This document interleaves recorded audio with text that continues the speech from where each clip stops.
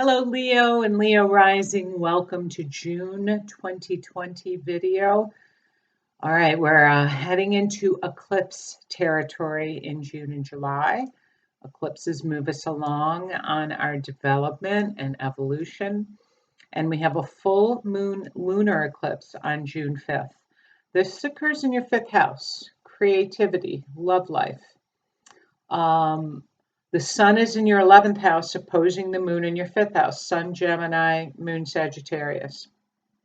So this is bringing developments and culminations, release with love life, creative projects, children, younger people, and their situation. And this full moon is a penumbral lunar eclipse. It's one of the weaker lunar eclipses. It's not as strong as a partial, not as strong as a full moon total lunar eclipse, but it's a strong full moon. And it's exact at about 3:25 p.m. Eastern Daylight Time on June 5th. It's going to be visible from Europe and Asia and Australia and Africa. So those countries are going to be in the global stage for some reason, maybe due to COVID cases and the rise of cases. It's, penumbra, which means it's a faint outer portion of the Earth's shadow that the moon is moving in. It's not a full moon lunar like January. And this is emotional. Full moons are subjective. They're about relationships and your personal life.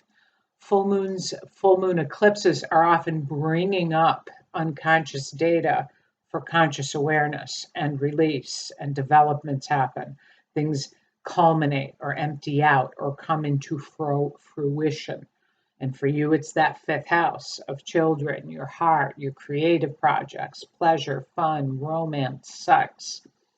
But it is opposing Venus, which is retrograding through that 11th house, about reconnecting with friends, especially women, with goals, projects from the past. And this full moon lunar eclipse is squaring Mars and Neptune in your 8th house of support systems, psychological support, emotional support, financial support.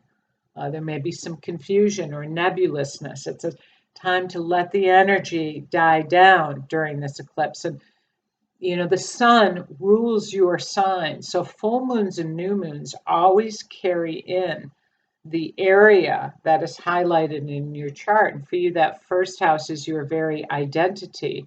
And then the moon rules your 12th house of the unconscious and spiritual, and things that may not be operating in a clear, conscious way. So that brings things up and out for you in a very personal way at the new moon and full moon. And the full moon is about finding balance between where you're heading and group energy, and your fifth house of feeling special and loved, and the children and offspring and younger generation and romantic energy. So finding the balance between that. From the 16th until July 9th, we have a repeated energy coming back online, which is all about renewal themes and building new chapters and personal empowerment. And this is the Jupiter-Pluto conjunction. Both planets are retrograde, so this is very much an internal reorganizing occurring in your 6th house at 24 degrees of Capricorn. This conjunction is exact on the 30th, but it's in influence for about 3 weeks. And this is rebuilding health and daily work habits and coworkers and working environment and pet situations and responsibilities and productivity and services and those who work for you and employees.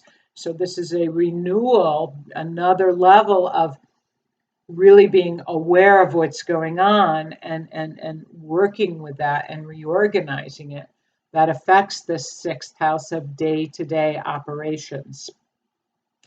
Now, on the 18th of June, although the second week of June, Mercury is already slowing down for its retrograde on the 18th.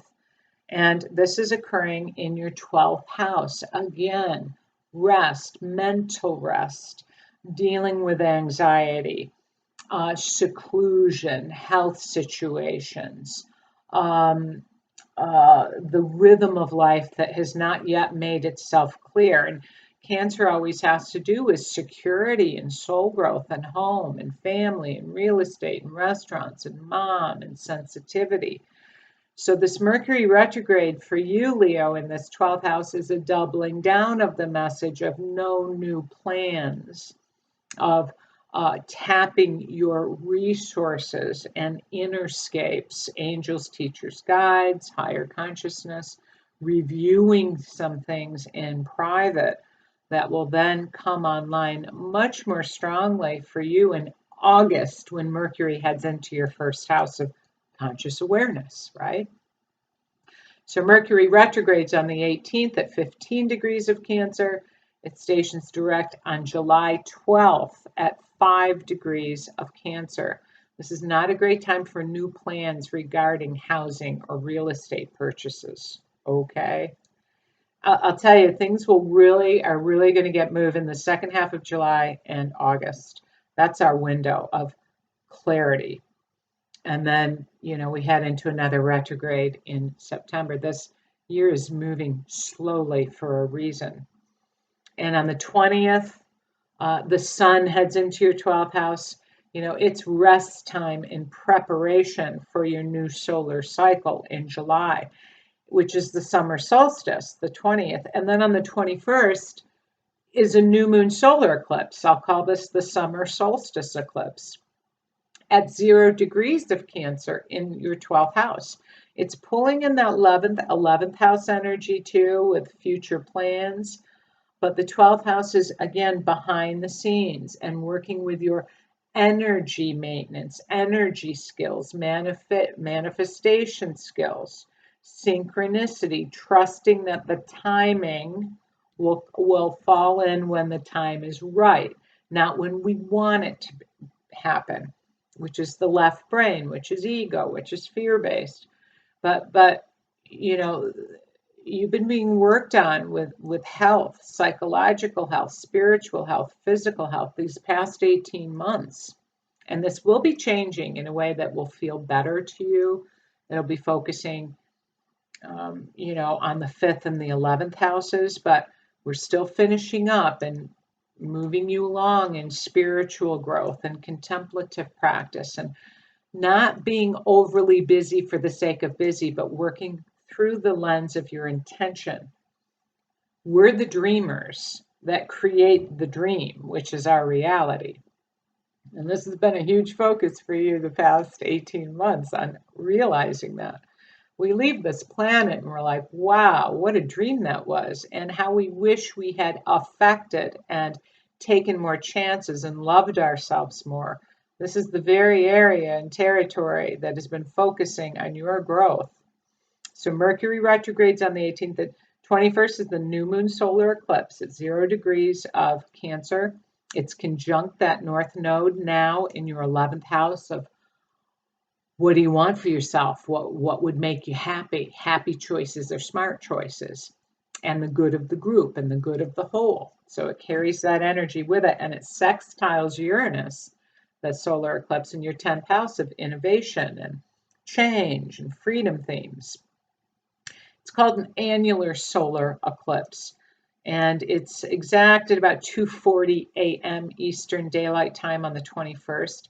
The moon is covering the sun's center, but it leaves the outer rims visible. That's why we call it a ring of fire solar eclipse. But it's a powerful new cycle with your personal life and home and parents and women and mom and real estate and restaurants and business and the public as you go slowly with this while Mercury's retrograding in Cancer. This eclipse will be visible in Africa, Congo, Ethiopia, southern Pakistan, northern India, and China. So again, these countries are very much in the frame for global development and awareness through these summer months. But this new moon solar eclipse will be carrying you forward into the weeks and months ahead. On the 23rd of June, Neptune. Neptune is about unconditional love, no boundaries. It's about, dimensional energy and creativity and surrender and sacrifice to the ego and medicine and confusing situations. Neptune has been transiting through your eighth house of other people's resources, governmental resources, banking, loans. These may be confusing. They may be very uplifting as Neptune retrogrades on the 23rd until November. Then on the 25th, Leo, Venus stations direct from her retrograde that started in mid-May. And she stations direct in your 11th house of friendships and networks and the tribe and future goals and connectivity and inspiration. Maslow's hierarchy of needs would call this the house of self-actualization. Venus stations direct at 5 degrees of Gemini. Now, Venus affects your third house of mind, your cognitive thinking, siblings, relatives, and Venus affects your 10th house of career and where your life is headed. And the 11th house is future oriented. So Venus stationing direct is going to help bring comfort and value to these areas of your life as you get clearer with that, and friendships. Now, on the 27th of June, Mars is changing signs. Mars is ego, ambition, desire, life force, physicality, vibrancy. Mars is heading into its home sign of Aries on the 27th for the rest of the year. Mars operates very well in Aries. It's an initiating, individuating energy. And Venus heads into Aries, your 9th house, for the rest of the year. And he's sextiling Saturn in your 7th house of reliable partnership, taking that energy with you. So this 9th house is going to be a huge focus for you for the remainder of 2020 until January, when Mars finally heads into your 10th house of Taurus. But this 9th house is foreign countries, online marketing, media, promotions, website development, getting your message out to a broader audience, a male child, higher education, seeking knowledge, travel, legal situations. So this is going to be an area of dynamic energy for you this year. Mars is going to retrograde in this area, though, in September. So again, working with that window, second half of July and August, there'll be more and more developments in these areas. But your confidence, it's a great time to start thinking about promotions or advertising. This can be great for sales as well.